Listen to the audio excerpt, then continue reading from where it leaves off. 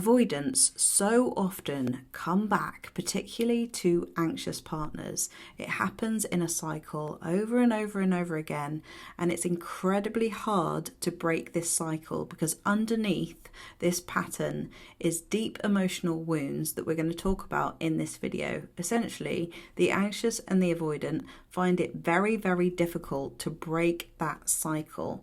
And one of you needs to start taking ownership for what's going on underneath the surface. And if you're watching this video, then it's probably you.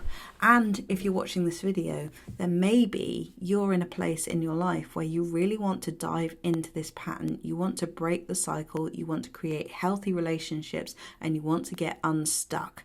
And if that's you, then maybe this is your sign to book a discovery call about Breakthrough 2025, because that's what it's all about. I've got 2 spaces left, and you can find out how to book that discovery call in the link below. Okay, so the anxious and the avoidant basically do a dance which is revolving around the fear of engulfment and the fear of abandonment. Okay, both people have elements of these fears stored within their nervous system.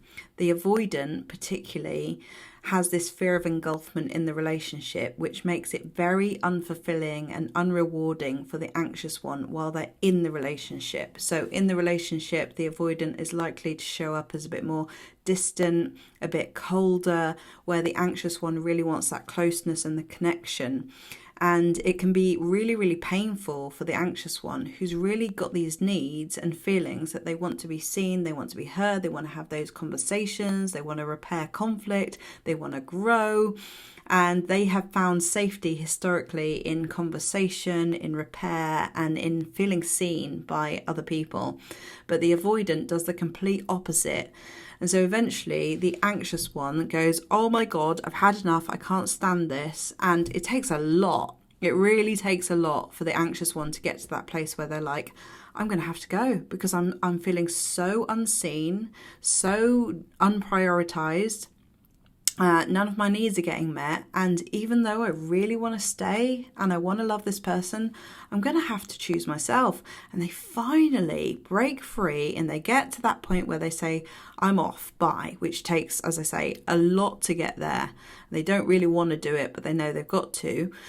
And the avoidant, in an instant, their fear of engulfment disappears. And they're like, oh my God. Now they're faced with the fear of abandonment, which may not show up immediately in their behaviour, in their words.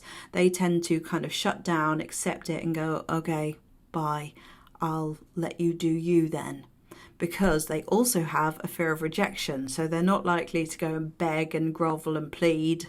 And so what usually happens is the avoidant goes silent for a while, stays low key, focuses on themselves, maybe feels a bit relieved, honestly, because they're not being challenged to face their fear of engulfment. That's gone away.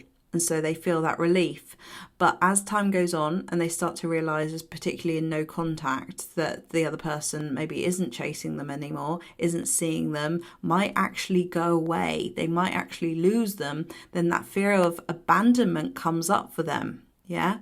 And that fear of abandonment is also what stopped the anxious one from leaving sooner, because they actually don't want to leave even an unfulfilling relationship, because they see even them leaving as a reason why they might feel abandoned within themselves. So there's this dance around the fear of engulfment and the fear of abandonment. Then what happens is, after a period of time, quite often the avoidant will feel safe enough within themselves to reach out to the anxious one who's been thinking about them, longing for them, feeling this horrible sense of loss and abandonment and grief and I'm not good enough. And so when they hear from the avoidant, they're like, oh my God, thank God they're back. I'm not being abandoned. After all, what a relief. And they see the avoidant as their like savior from this horrible pain that they've not been able to process properly, because it's not come from this person, it's come from their childhood, right? So it's not about the person, it's about the feelings that were already there that were unprocessed. And so they feel this relief. And the other one feels a relief also of realizing, oh, good, they're happy to hear from me. That means I'm not being abandoned either. And so they may sometimes have this reconnection where it feels great again for a while.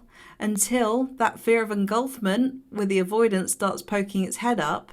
And because they're not willing to face it or feel it or get on with it in the healing work, then it comes up again. There's another blow up. They start doing those old behaviors that they haven't remedied through self-reflective work or therapy or anything.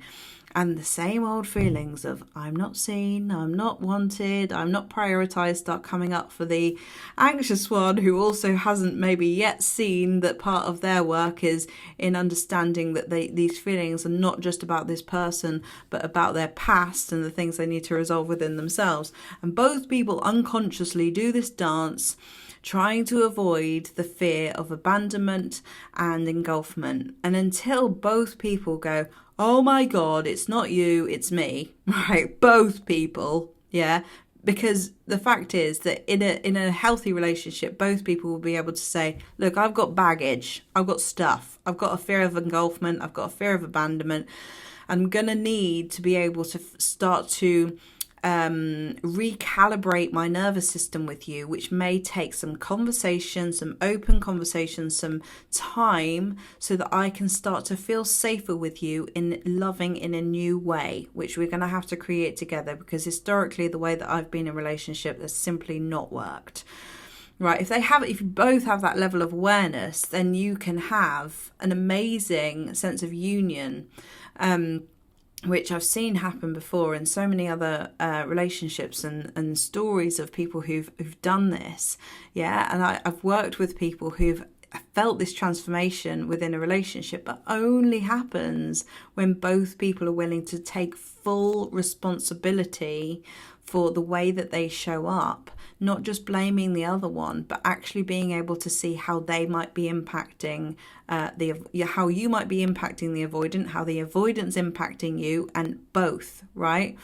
And so it's very easy to blame the other one, and quite often this goes unresolved, and then you jump to the next relationship and the same thing repeats again whenever you're in that narrative of I'm the victim and they're the problem. Yeah, when you're in that mindset, it's really hard to shift into a new dynamic with somebody else. And so many of you watching my videos are doing this work. You're building the awareness, and the difficult thing is in the experience of change, in the experience of showing up differently, in the experience where you're triggered and you're faced with an opportunity to respond in a different way. It's so hard, right? Which is why I create these safe containers, so that you can have a space to go to when you're triggered.